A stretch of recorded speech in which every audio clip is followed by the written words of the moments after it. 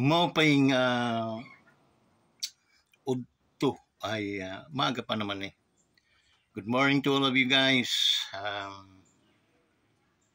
I'm so happy na sa likod ng mga matitinik na mga daan ang lalim sa ating paglalakbay, sa ating buhay.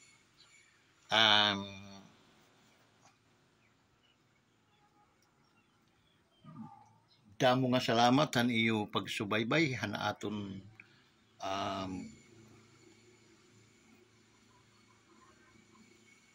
YouTube channel. By the way guys, good morning to all of you, no? Pa-shout out sa ating mga ka-wonders. Solid mga ka-wonders natin scattered. Ating mga OFW na scattered around the world. So, shout out sa inyong lahat. Medyo mainit siya na hindi mo maunawaan. Aling-ing, ika nga. Nagdilig ako ng mga sa abono ko. Yung mga prutas ko at saka yung mga gulay. Nabunuhan ko sila. Organic naman tong abono. So guys, sana shout out sa inyong lahat, yung mga kaibigan, mga kapamilya, asawa, anak, shout out sa inyo, no? Buong pamilya ninyo. Kape tayo guys.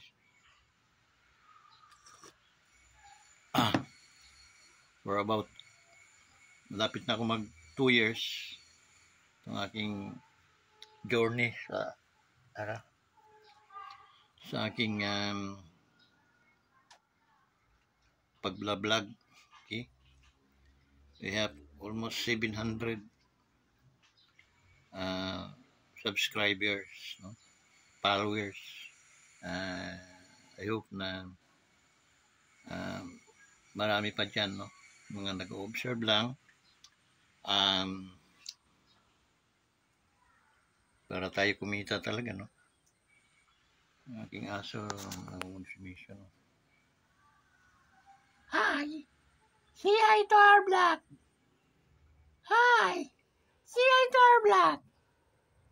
Hi! Say hi to our vlog!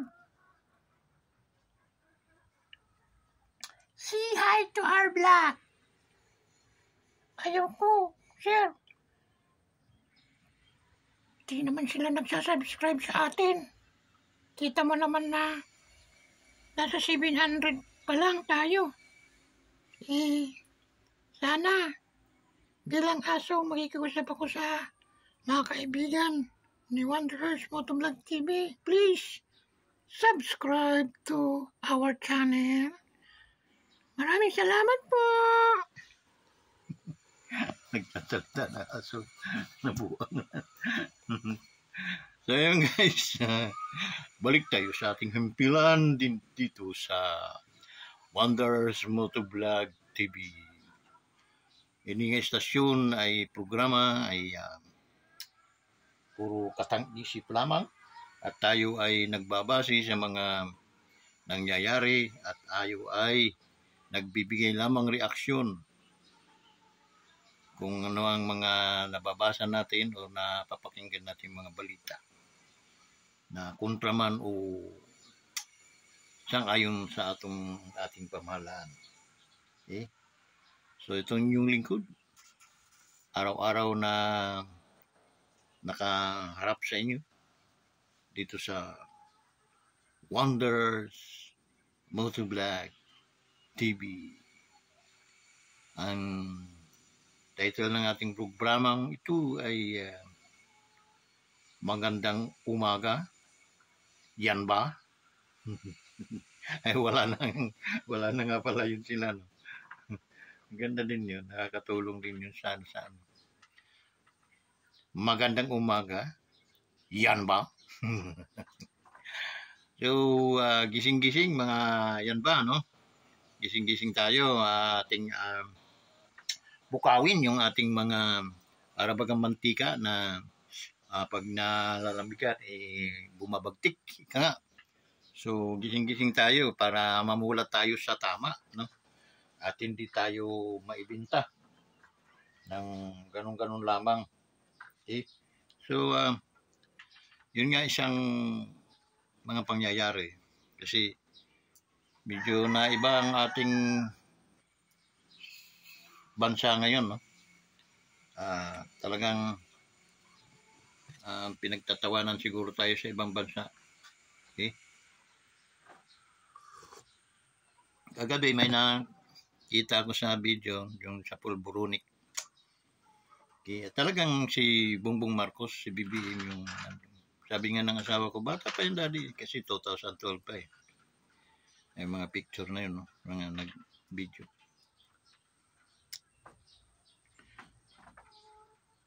Hindi ko maipakita yung mga ganong maipakita kasi nararapat din naman, no? Pero sa isang banda, paano nangyari yun? Paano nakunan ng video yung Pangulo ng yung dating senador? And then kinalat ngayon na siya na ang presidente. History kasi nito ni BBM, no?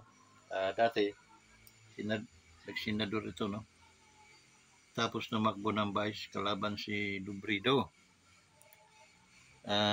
Dinaya daw siya ni Lubredo, no? Hindi natin alam kasi hindi naman siya nanalo at dun sa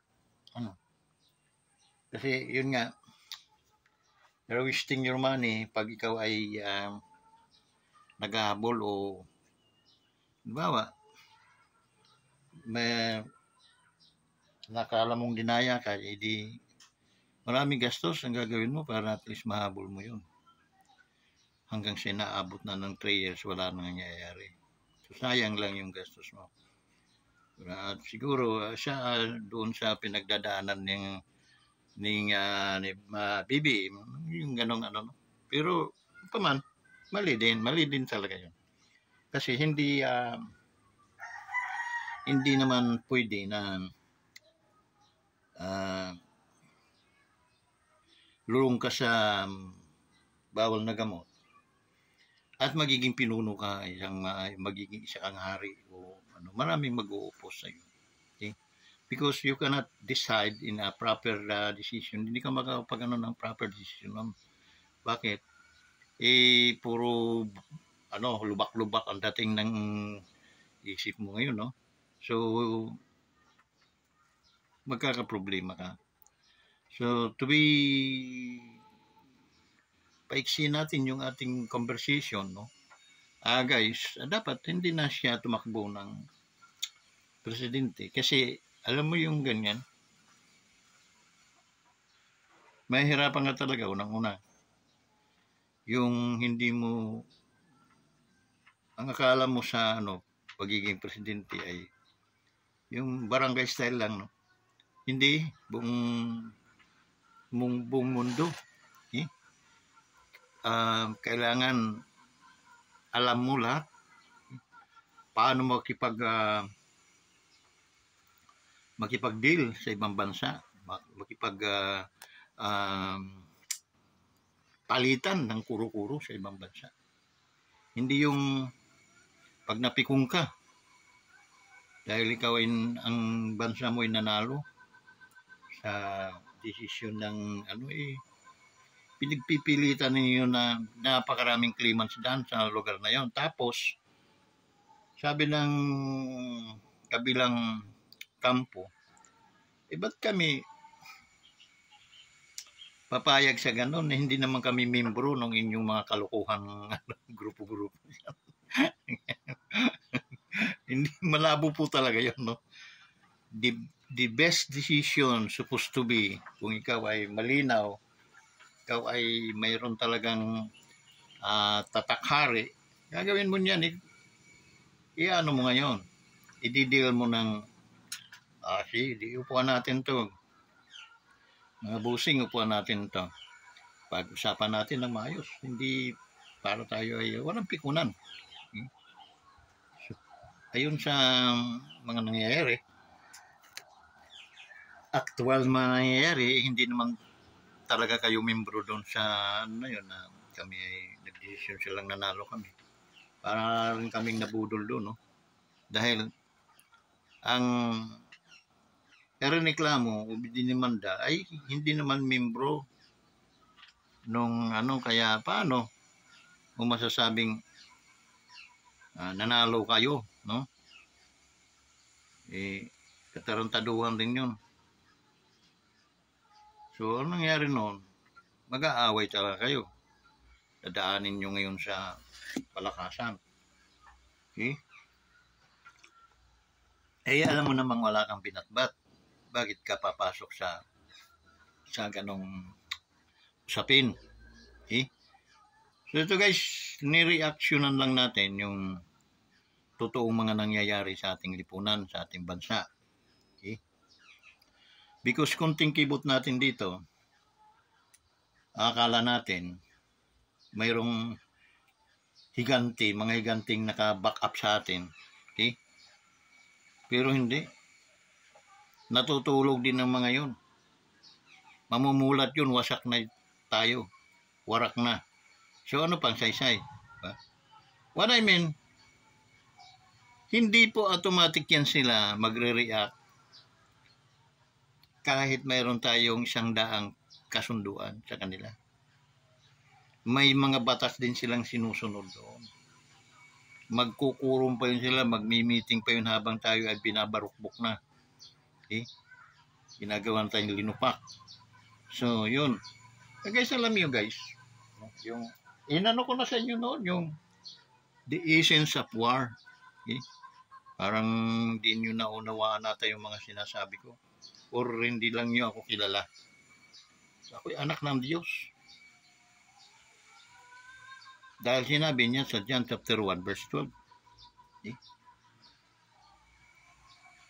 So, I am the sons of God also.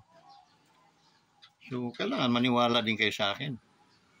Otherwise, pag hindi kayo naniwala sa akin, mapapahamak tayo.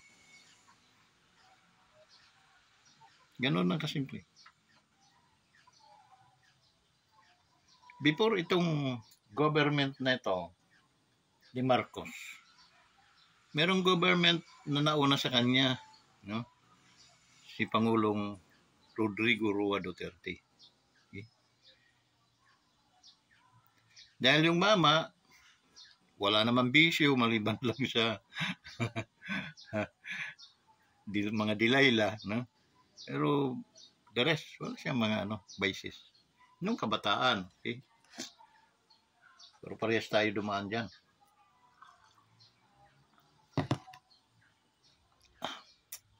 Ngayon,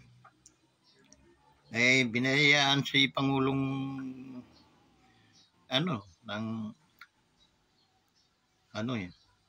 tawag noon. Binayaan siya ng ganong gahom.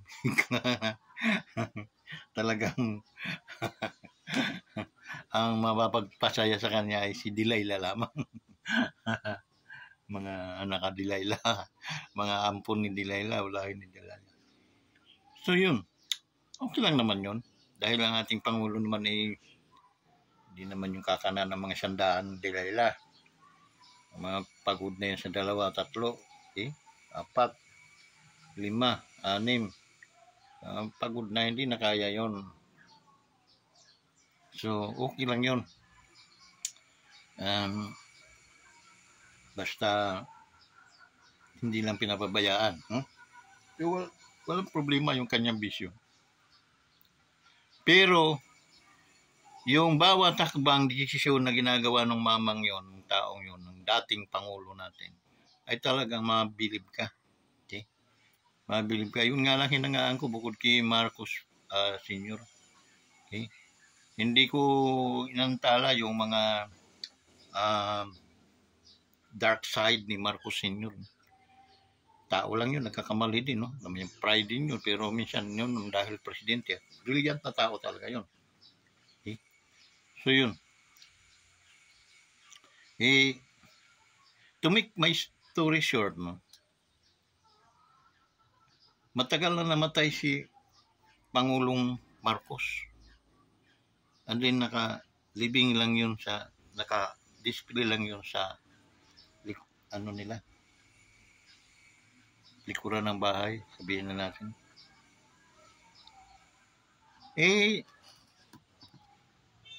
Walang nangahas ng mga presidente, simula kay Ramos, na pinsan pa nila yun, si Ramos. Pero hindi nangahas na maipalibing sa libingan ng mga bayani. Supposed to be, he is qualified. President Marcos Sr. is qualified na maiburol siya, mailibing siya doon sa libingan ng mga bayani because he is a former president and former soldier. So they have overqualified siya doon. Okay? But how come itong mga barlarak na mga tao, noong mga nabubuhay pa, talagang ininsist nilang hindi pwede. Binali nilang batas para hindi mailibing si for what? Hindi ko rin maunawa ang mga rasones, no? Mga rason. Kasi tingnan nyo, bakit ba naman patay na pag-iinitan pa yun? Wala na yun eh. Pero ang rason dahil mga balirak na mga utak din. Kaya nga tinawag na kurikong no? Iba pang mga presidente. Hindi lang naman si Kuri ang nagdamot noon. Pero dahil nga si Kuri, pinagdamutan na rin ng ibang presidente dahil ayaw. And then, kasi sila yung mga namamayagpag nung araw. Pakinggan mo ito, BBM, no? Namamayagpag yun sila nung araw, kontrabida sa buhay ng mga Marcos. In fact, nang tumakbo ng hindi pa nananalo ito, nangumpanya pa lang sila sa dami ng kasiraan. Sa dami, halos lahat ng mga kalaban niya, no? Ay talagang siniraan. Hindi makain ng mga salita na masakit. Hindi man lang itong mamang ito nag-isip. Ba nangyari sa UBBM? Okay? Nagtatanong lang ako, no? Dahil sabi rin, kahit i-explica mo sa bawat tao ng isang taon, hindi makuhang maunawaan ka. Okay? Kasi tingnan nyo, sa laki ng utang na loob ninyo sa mga Duterte, lalo na sa ating former president, no? Ang sabi niya, pag nanalo ako, palibing ko yan. No doubt. 2016, nanalo si Pangulong Rodrigo. Pinalibing nga yan. Okay? Pinalibing yun. Bakit? He knows better the law. No? Alam niya, sobrang alam niya ang batas na Marcos Sr. is qualified na mailibing doon sa libingan ng mga bayani. Bakit? He is a former president. Okay? And then, naging sundalo. So, kwalipikado. Okay? Ano man ang binabato nilang, hindi mo na ito BBM, no? Na sobrang sakit ng danas, yung burial ng iyong ama, hindi mailibing-libing. Hindi mo naisip yung gaano ka sakripisyo, gaano ka laki ng sakripisyo ng inyong ninuno. While your father na naka-freezer lang, pinagkaitan ng pagkakataon ng karapatan para mailibing sa libingan ng mga bayani.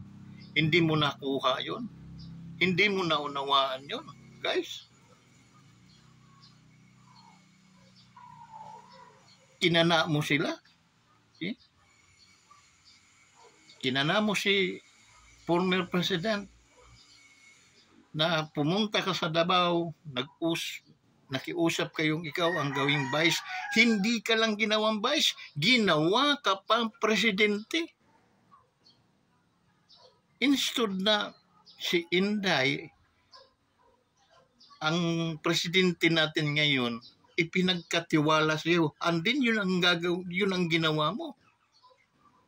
Oh my God. It's because of money. Mapira ka na. Mapira na kayo mga Marcos. Maliban lang sa mga Romualdez. Marcos, mapipira talaga yan. Dahil abogado si Apulakay. Daming gintong na niyan. Hindi ginto ng bansang Pilipinas yan. Ginto niya. Ano nangyari? Hinigop ng mga taong ngayon ang siya mong mga kaakbayan, siya mong mga ut-utan dila. Hindi ka ba naman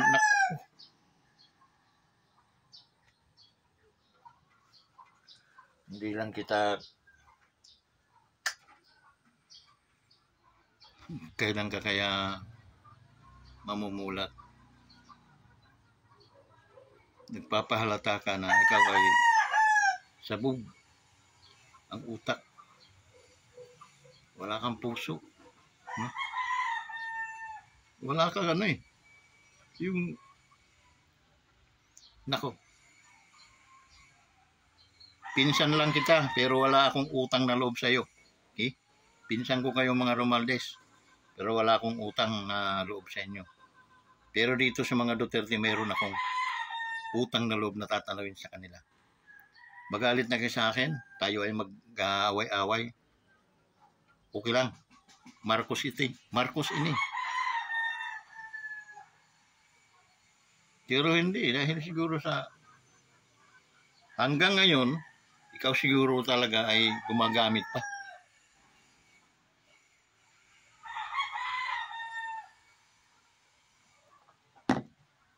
Kaya the only remedy na malinis mo ang pangalan mo, go to magpa-drug test ka. Okay? Because you are a president. You are the architect. Okay? And ikaw yung pinakamataas na ng ating mga men in uniform. Okay? Chief ka nila. Okay? Captain. If you are not doing nice things, ay masama ang feedback nitong ating bansa. At hindi mo ito may drive to success, but maipapalubog mo itong ating barko nang wala sa panahon. Maawa ka sa Pilipino. Ito'y pinagkakitaanan ninyo. Pinagkakitaanan ninyo ito. Bayan nating Pilipino, itong bansa nating. Huwag naman ninyo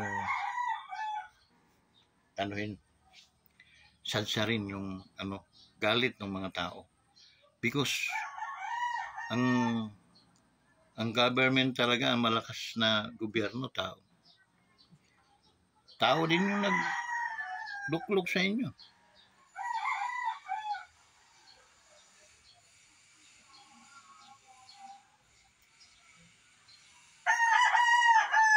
Kaya tao din ang magpapabagsak sa inyo. Okay? Makalat na yung pulburunig video mo.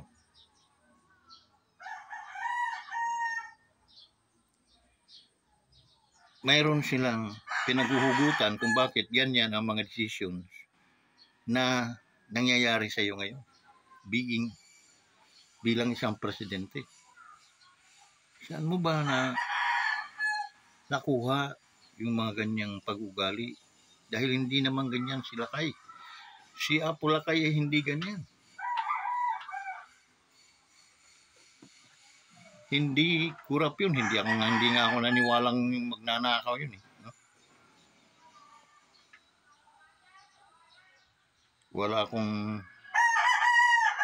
Hindi ako maniniwala na ganun ang nangyari kay Apo Lakay.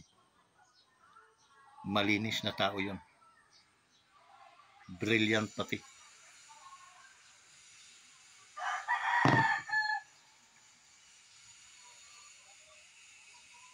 Anding ngayon, yung mga nagiging alala at kaagapay mo ay yung mga taong sumumpa sa inyong pamilya.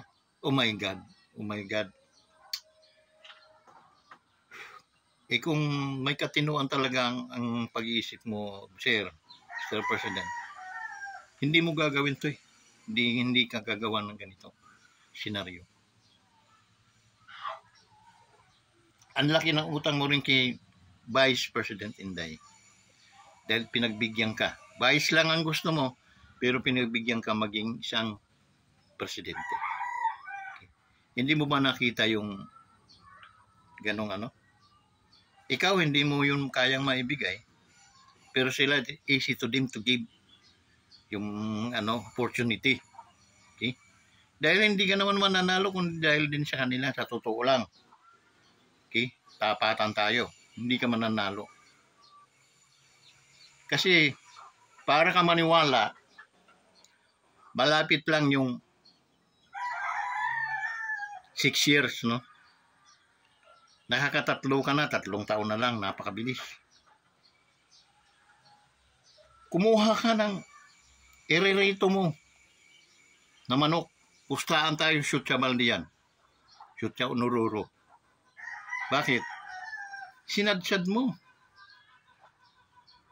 Marcos, hindi mo pinaganda yung pagmaniobra mo bilang pre-reserve mo nawa yung pangalan o apelidong Marcos.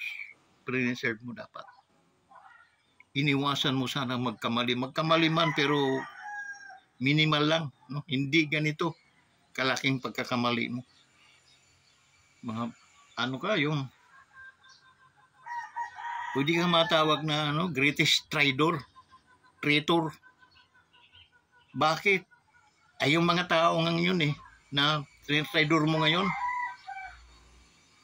nagbigay sa'yo ng pabor upang ikaw ay maging isang presidente. Tama o mali? Okay? Si Madam Amy, hindi magsisinungaling yun. Okay?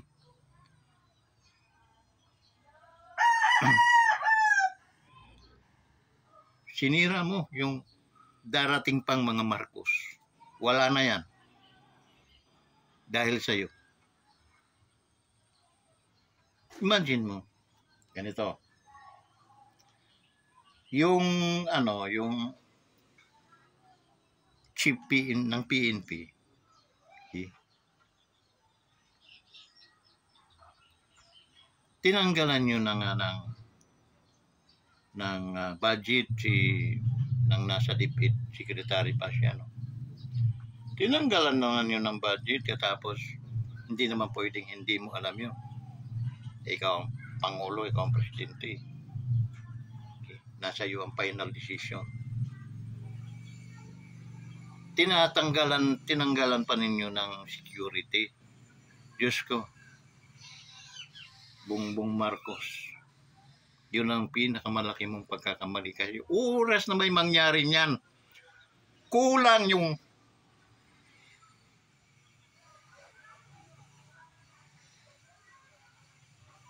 gutay-gutayin man yung katawan mo.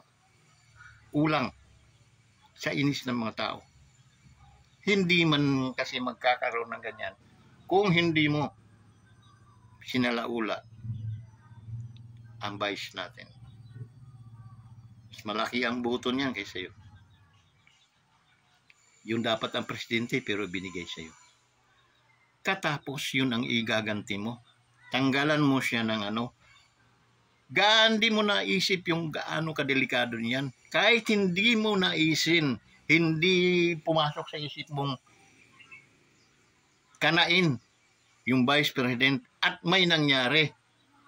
Hindi mo ba alam na ikaw ang masisisi dahil ikaw yung promotor?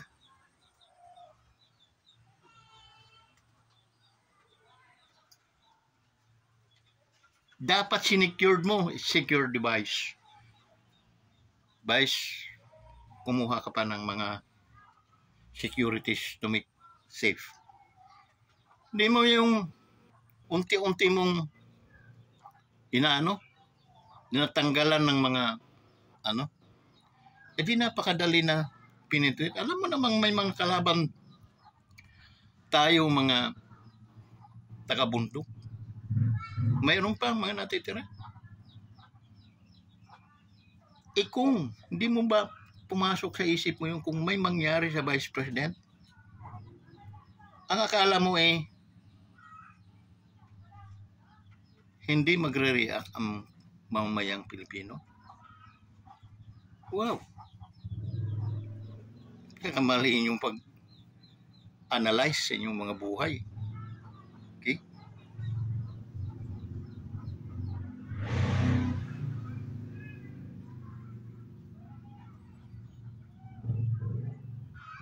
Mahal ng Pilipinas yung Vice President. That's why may care. Safe. Hindi yung inuupil mo siya sa panganib. At kasi, hindi naisip ninyo, tsaka sa pamilya mo, na anything happen to that lady, wala kayong pananagutan. Wrong. Definitely wrong. Dahil sa inyo, kayo ang sisisihin ng mamamayang Pilipino. Okay? Huwag niyong antayin yun. Huwag niyong isipin na isipin niyo agad yung nasa unahan. Okay? Maraming nagpapaikot sa inyo, kaya that's the reason why ganyan ang nagiging nyo. Na-instead ikaw, kakambyo ka, tika muna.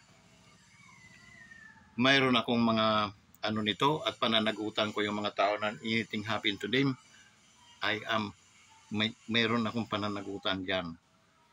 Bukod niyan, malaki ang utang na loob ko. Kahit buhay ko, hindi ko kayang ibayad sa kanila. Napalibing ang aking ama sa libingan ng mga bayani na walang kabog-kabog. Ganon kayo hinandil ng mga Duterte. And then, ang igaganti nyo, ganyan.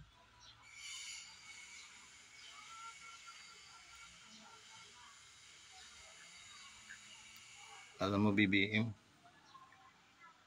kung ang nagbibigay sa iyo ng masamang yung pamilya mo, bidim ko, asawa, marami kang makikitang magaganda pang babae na magiging karapat-dapat sa iyo.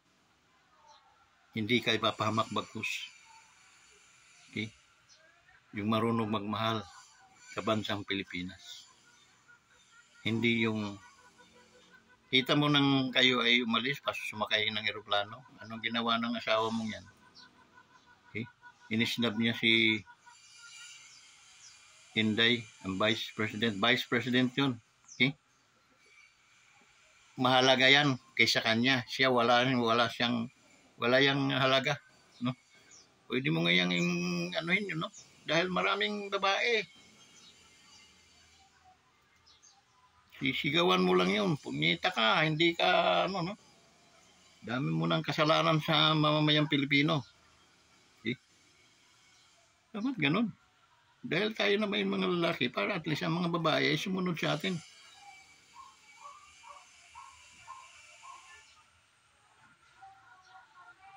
Real talk lang tayo. Sa gandang lalaki mo niyan, marami ka pang magkakagusto sa'yo. punta ka mga Europa, punta ka kung saan saan mga ano. Ang dami.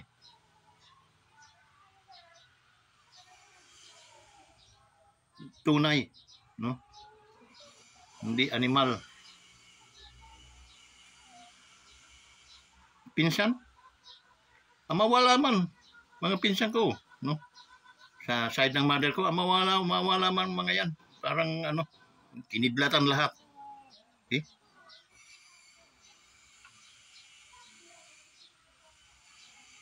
Para ka maniwala, antay tayo ng 3 taon. Suutan mo ng ginto yung pinsan mong tawag niyan, tambalos-los. Suutan mong ginto, iikot mo sa ano. Shoot sa inodoro yan. Hindi yan mananalo. Inaano ko lang sa'yo na yan, mga yan, ay hindi po yan tinatangkilik sa amin. Okay? Kahit po mga kabataan, mga bagong butante, hindi po yun nila tatangkilikin. Mapapagkwento yun ng mga lolo nila, mga ninuno nila, mga tao yan. Pasakit lang yan sa ating bansa.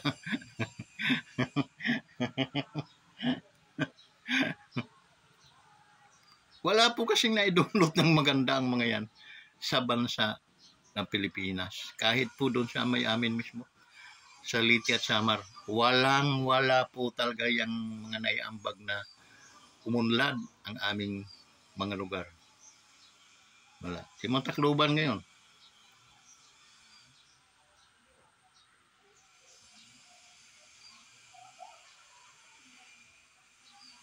ano pa rin, low class na syudad.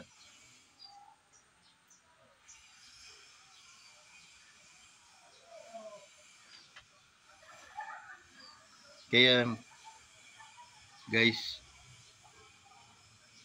ang hirap maghusga pero nangyayari po eh. Nangyari na po eh. Okay? Ang ating vice, kinakawawa. Babae pa yun. Kawawa ng impostor na presidente. Hindi ko nga maunawaan. Bakit nagaganyan to si BBM? Hindi ko maurok. Kaya minsan, hindi ako may subscribe nitong mga DDS na ito kasi nga, ang akala nila, pero real talk lang, no? Presidente po yun, hindi rin po natin yan basta-basta na lang ilag-ilag. Okay? Kasalanan natin yun dahil binuto natin siya. Okay? And then, yun lang ang pakiusap ko din, no? Sa mga vlogger na mga siraulo. Huwag niyong sadsarin naman. Huwag niyong balsubasin din kasi yung aani kayo din yun eh. Okay? What you sow, you reap. Okay? Oo, mayroon tayong mga sa damdamin, pero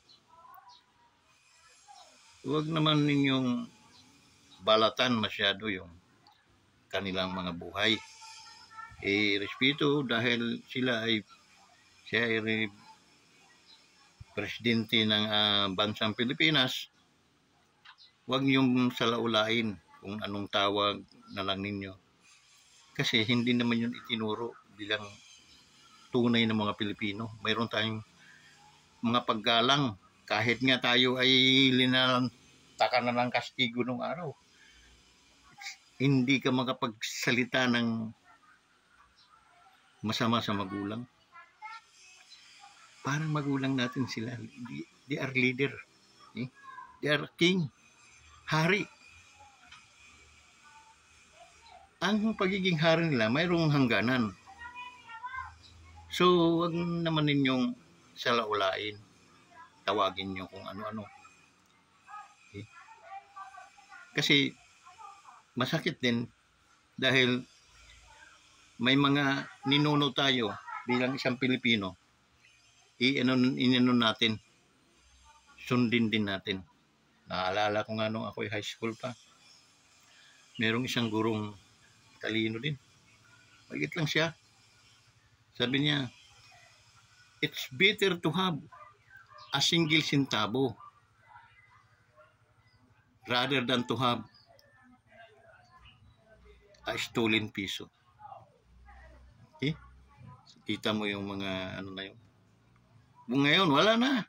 Wala ka ng teacher na maano ngayon, kundi puro mga tusino-tusino, mga abun-abun na mga nasa mga utak. Additional income. DR. Pero noon, mga teacher, maano sila.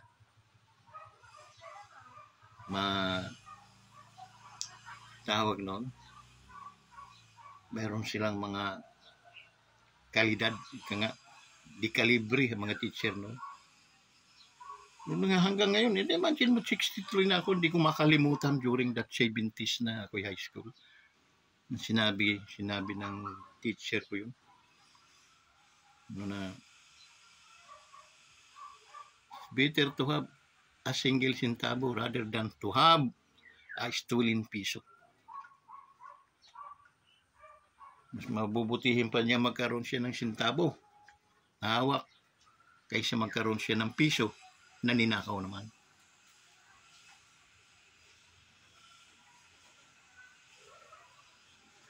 Maraming magmamahal sana sa mga taong yan kung sila ay hindi mga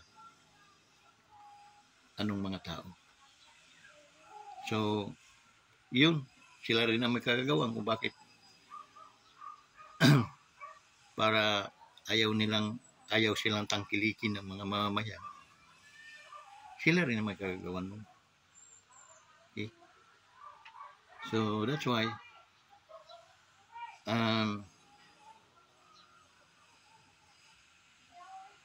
yun na lang, supportahan na lang ninyo yung aking YouTube channel para naman tayo makatulong doon sa mga taong nangangailangan. Okay?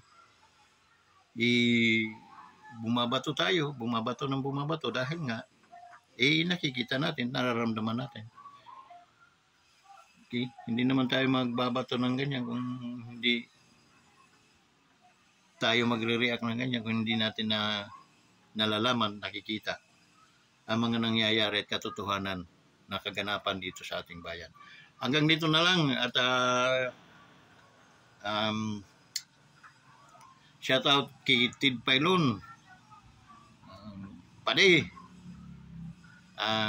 ingat ka always and din sa programa ninyo, mga kapamilya,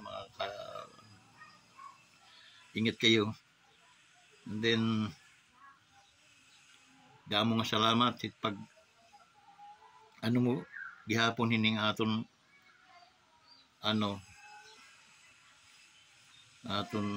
bansa.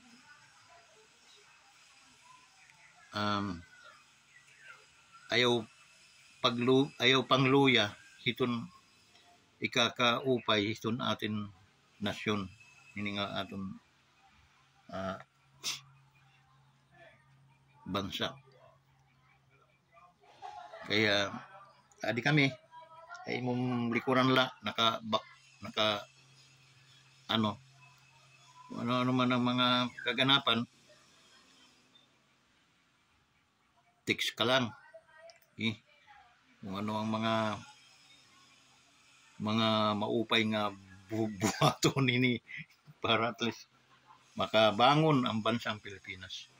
Okay? Open ang Wanderers Motovlog TV. Okay? So sana tulungan mo rin itong atong YouTube channel para lumago at makatulong din tayo doon sa mga nangingihanglan, lalo na dito aton Hatakloban, Haliti, Samar. Ang damong nagugutom ngayon dito. So kailangan itong mga vlogger na tumulong kayo. Maraming dapat bigyan ng mga biyaya din. Bahagian din natin sila ng mga biyaya ngunit waray pa kita ini nga akong YouTube channel almost mag isang taon mahigit na, pero waray pa 700 iton ko so may ang ano is 1,000 para ma-monetize sana yung 300 mga subscriber. Hinihingi ko na yan sa mga military in uniform, police, men and women, no? Shout out sa inyong lahat, guys. Ang inyong lingkod, Wonders Motovlog TV. Kung ako man ay namimitik din ng mga kapulisan, mga kasundaluhan na pasawayhan aton lipunan, subiit kasi bato-bato po sa langit ang tamaan. Huwag pong magagalit kasi nga nagre-react lang tayo dun sa mga dapat pag-reactan. So yun guys, maraming salamat at ako'y sa mga hindi pa nakapag subscribe, kindly subscribe to this YouTube channel, Wanderers Motovlog TV, and then likes and share, and then comment below. Okay. And then doon sa notification bell, pindutin ninyo yung, pakiclick po ninyo yung all para at least ma-notify po kayo sa lahat ng mga videos na gagawin natin. Maraming salamat at mapagpalang araw. Naway pakaingatan kayo ng ating Diyos, ang ating mga kasundalo, ang kapulisan.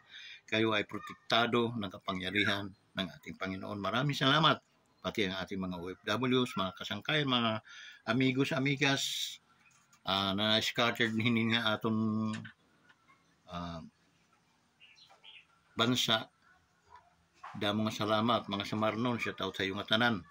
Suportahan po ninyo ang ating YouTube channel, kindly subscribe. Maraming salamat. Bye bye.